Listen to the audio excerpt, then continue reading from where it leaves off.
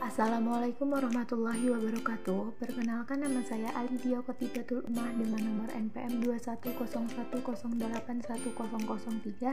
Di sini saya dari program pendidikan Tadris Biologi yang akan menyampaikan materi mengenai alat mikroskop yang berkaitan dengan salah satu cabang ilmu fisika, yaitu materi optika. Apa sih optik dan mikroskop itu? Di sini saya akan menjelaskan sedikit mengenai optik dan mikroskop. Optik adalah salah satu cabang dari ilmu fisika yang menggambarkan perilaku dan sifat cahaya serta interaksi cahaya dengan materinya. Sedangkan mikroskop adalah alat laboratorium yang digunakan untuk mengamati benda yang sangat kecil dan benda tidak tampak oleh indera penglihatan secara langsung. Perbesaran yang dihasilkan mikroskop dapat mencapai jutaan kali dari bentuk awal mulanya. Setelah mengetahui mengenai pengertian optik serta mikroskop, berikut merupakan bagian-bagian dari mikroskop. Yang pertama, terdapat lensa okuler. Lensa okuler merupakan bagian optik mikroskop yang berada dekat dengan observer atau mata pengamat. Lensa ini berfungsi membentuk bayangan yang bersifat maya, tegak, diperbesar sehingga bayangan tersebut dapat dilihat langsung oleh observer. Lalu setelah itu ada lensa objektif. Lensa objektif merupakan bagian-bagian mikroskop yang berada dekat dengan objek yang sedang diamati. Lensa ini berfungsi membentuk bayangan pertama yang bersifat nyata, terbalik, dan diperbesar. Yang nomor 3 ada tabung mikroskop. Tabung mikroskop atau disebut sebagai tubus merupakan bagian non-optik mikroskop yang berfungsi untuk mengatur fokus. Fungsi berikutnya dari tubus adalah sebagai bagian penghubung antara lensa okuler dengan lensa objektif. Setelah tabung mikroskop, kita akan membahas mengenai makrometer. Makrometer adalah bagian mikroskop yang disebut juga pemutar kasar yang terletak di bagian lengan mikroskop. Makrometer sendiri berfungsi untuk menaikkan atau menurunkan tabung mikroskop atau tubus dengan cepat. Setelah makrometer, kita membahas mengenai mikrometer. Berikutnya ada mikrometer atau disebut sebagai pemutar halus dengan ukuran yang lebih kecil dari makrometer. Mikrometer berfungsi menaikkan atau menurunkan tabung mikroskop atau tubus dengan lambat. Lalu kita membahas mengenai reflektor. Reflektor atau disebut juga cermin pengatur yang berfungsi memantulkan cahaya dari cermin ke objek pengamatan.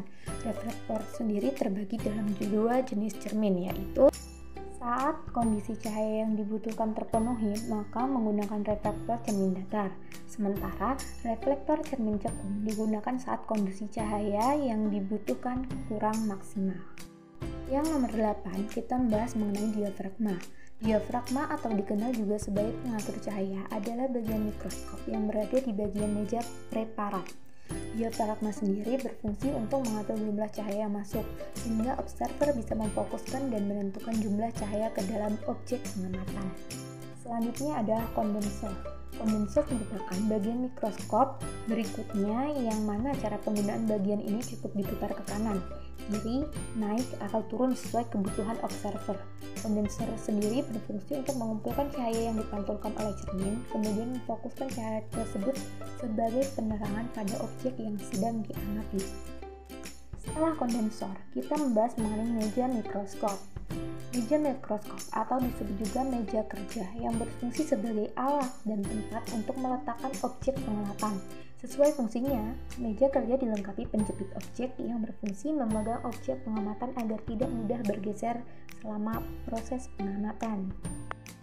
Selanjutnya kita membahas mengenai penjepit kaca.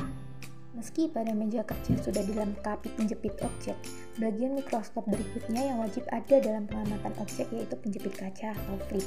Fungsi utamanya yaitu sebagai pelapis objek pengamatan agar preparat tidak bergeser dan mudah digerakkan oleh observer saat pengamatan sedang berlangsung. Yang selanjutnya, lengan mikroskop. Bagian mikroskop ini sangat mencolok dan mudah untuk diamati. Seperti namanya, lengan mikroskop berfungsi sebagai pegangan ketika mikroskop akan dipindahkan atau dibawa menuju ke tempat lain. Lalu kita akan membahas kaki mikroskop. Selain pada bagian lengan, mikroskop juga dilengkapi bagian kaki yang berfungsi sebagai penyangga atau penopang mikroskop. Ketika meletakkan alat laboratorium ini pada bidang yang terbilang tidak datar, Bagian ini membuat posisi mikroskop tetap stabil tanpa khawatir akan terjatuh atau terbalik posisinya. Setelah kaki mikroskop, ini adalah sendi inklinasi sebagai yang terakhir juga.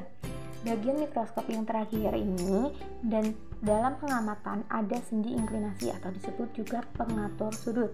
Sesuai namanya, bagian sendi inklinasi berfungsi mengatur derajat kemiringan atau sudut tegak mikroskop yang diperlukan observer untuk mengamati objek pengamatan. Apa sih kaitan optik dengan mikroskop serta dengan biologi? Jadi, optik merupakan salah satu cabang ilmu fisika, sedangkan mikroskop merupakan alat dari optik. Dan mikroskop juga merupakan alat laboratorium yang dikhususkan untuk pengamatan biologi. Jadi, fungsi dari mikroskop pada bidang biologi yaitu yang pertama untuk mengetahui atau menganalisis suatu organisme terkecil dalam suatu tempat. Yang kedua, untuk mengetahui sel atau jaringan pada hewan dan tumbuhan. Dan yang terakhir, dan bisa juga digunakan untuk mengamati bakteri atau virus. Apakah ada surat Al-Quran yang berkaitan dengan optika? Tentu jelas ada. Di sini terdapat pada surat Al-Maidah ayat 83 yang berbunyi, dan apabila mereka mendengarkan apa Al-Quran yang diturunkan kepada Rasul Muhammad, kamu lihat mata mereka mencucurkan air mata disebabkan kebenaran yang telah mereka ketahui dari kitab-kitab mereka sendiri. Seraya berkata, ya Tuhan, kami telah beriman, maka catatlah kami bersama orang-orang yang menjadi saksi atas kebenaran Al-Quran dan kenabian Muhammad. Dari sini sudah dapat diambil kebenaran bahwa ilmu optika sudah tercatat sejak adanya Al-Quran surat Al-Maidah ayat 83 yang membuktikan bahwa Allah telah mencatatnya dalam Al-Quran. Mungkin itu saja yang bisa saya sampaikan. Saya akhiri. Wabillahi taufiq wal hidayah. Wassalamualaikum warahmatullahi wabarakatuh.